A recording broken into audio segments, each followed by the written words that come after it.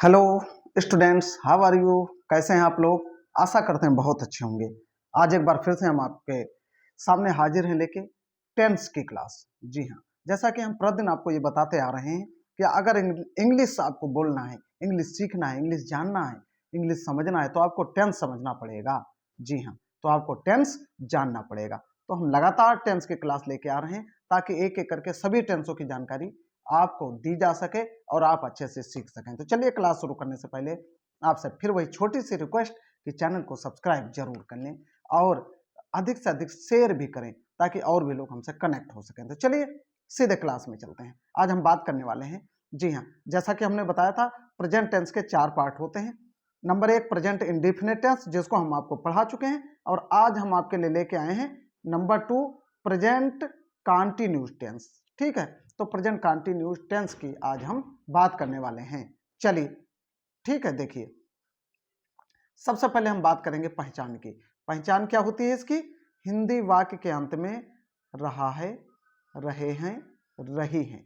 ठीक है, कोई भी हिंदी वाक्य होगा उसमें आपको रहा है, रही है, रहे हैं मिल जाएगा, तो हम समझ जाएंगे कि प्रेजेंट कंटिन्यूस टेंस है और फिर उसको उसी रूल के अकॉर्डिंग कन्वर्ट कर देंगे हिंदी टू इंग्लिश में। ठीक, चलिए एग्जाम्पल देखिए। जैसे लिखा है, वह खाना पका रही है।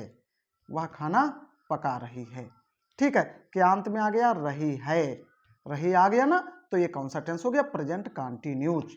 ठीक, चलिए आगे देखिए। आप स्क्रीनशॉट ले सकते हैं ताकि आप भूलें ना। ठीक है, या वीडियो को दोबारा भी देख सकते हैं, कोई प्रॉब्लम नहीं है, लेकिन पूरा वीडियो जरूर देखें। स्किप करके आप देखेंगे तो समझ नहीं पाएंगे। ठीक है, तो देखना अगर है, जानकारी लेनी है तो पूरी लें, अधूरी नहीं। ठीक, वो कहावत है ना, अधजल गगरी छल कर जाए, हिंदी का एक प्रोवर्ब है। तो हिंदी ज़्यादा अच्छी आती नहीं है, बट थोड़ा सा हो गया। चलिए हेल्पिंग वर्ब की बात करेंगे। हेल्पिंग वर्ब होता है इज, एम, आर। ठीक, इसकी 3 हेल्पिंग वर्ब होती हैं। अगर सब्जेक्ट सिंगुलर है तो हम इज का यूज करेंगे, और यदि सब्जेक्ट प्लुरल है तो हम आर का यूज करेंगे। ठीक है, और यदि सब्जेक्ट आई है, क्या है? आई है, तो हम एम का यूज करेंगे। ठीक, इतना आ गया समझ में। चलिए वर्ब कौन सी आती है? वर्ब में आईएनजी लगता है। जी हाँ, वर्ब की इंग फॉर्म आती है, वर्ब की इंग फॉर्म, वर्ब में आईएनजी लगाएंगे। ठीक, अब देखिए, अब हम रूल की बात करेंगे।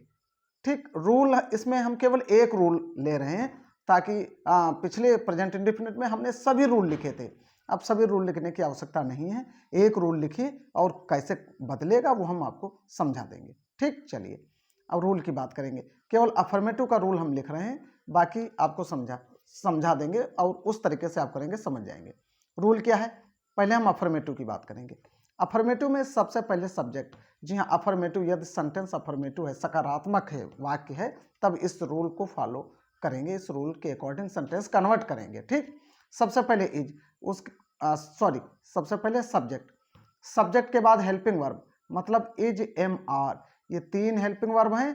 3 में से कोई एक सब्जेक्ट के अकॉर्डिंग, ठीक है, इस सब्जेक्ट के अकॉर्डिंग 3 में से कोई एक यूज करेंगे। उसके बाद वर्ब में आईएनजी। ठीक, फिर ऑब्जेक्ट, और उसके बाद कंप्लीमेंट। उसके बाद क्या हो गया? कंप्लीमेंट हो गया। ठीक है, इतना आ गया समझ में आपके।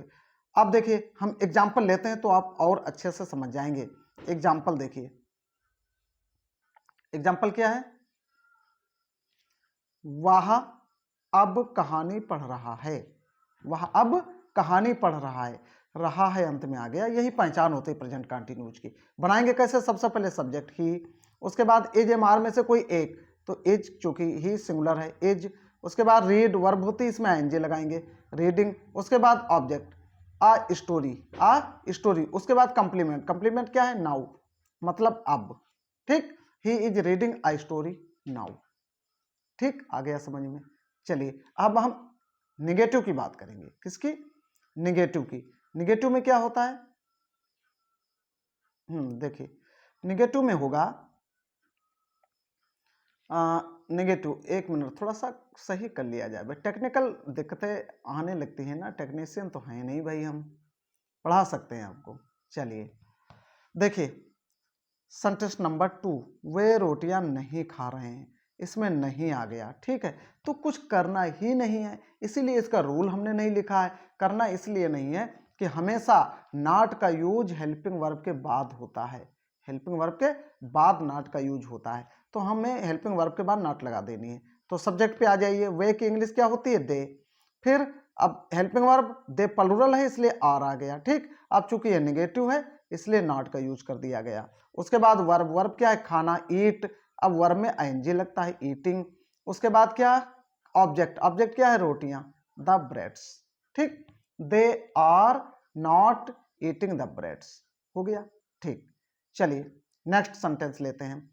क्या मैं हिंदी फिल्म देख रहा हूं? रहा हूं अंत में आ गया, यही तो पहचान है हमारी। कैसे बनाएंगे?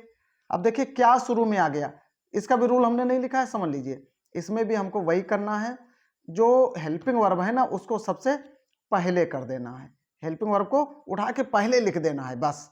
अब देखिए सब्जेक्ट क्या है? मैं आई हो गया। अब आई के साथ क्या आता है? एम आता है, जैसा अभी हमने पहले बताया आपको। तो एम का यूज हेल्पिंग वर्ब है, इसका यूज हम सबसे पहले करेंगे, एम आई। उसके बाद वर्ब वॉच, अब इसमें आईएनजी लगा दिया, वाचिंग। उसके बाद ऑब्जेक्ट हिंदी फिल्म, ठीक। एम आई वाचिंग हिंदी फिल्म, ठीक। एम आई वाचिंग हिंदी फिल्म, आ गया समझ में, ठीक। एक एग्जांपल हमने और लिया है जो इंट्रागेटिव नेगेटिव होता है। क्या है? क्या आज गाय घास नहीं खा रही है? क्या आज गाय घास नहीं खा रही है? क्या करेंगे इसको?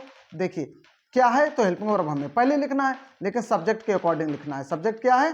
काऊ। अब काऊ सिंगुलर है इसलिए इज आ गया, और काऊ प्रॉपर नाउन है इसलिए दा का भी यूज है, इज द काऊ। उसके बाद नॉट, उसके बाद वर्ब, वर्ब क्या है? खाना, ईट, उसमें आईएनजी लग गया, ईटिंग। उसके बाद object the grass, is the cow not eating the grass? क्या आज गाय घास नहीं खा रही है, ठीक। तो ये प्रेजेंट कंटिन्यूज कंप्लीट हो गया। अब हम नेक्स्ट बात करेंगे प्रेजेंट परफेक्ट की, और उसके बाद नंबर 4 जो लास्ट होता है प्रेजेंट टेंस का, प्रेजेंट परफेक्ट कंटिन्यूज की, उसकी हम बात करने वाले हैं नेक्स्ट क्लास में। तो आज की क्लास यहीं पे ख़त्म करेंगे। थैंक्स फॉर वॉचिंग, मिलते हैं नेक्स्ट क्लास में।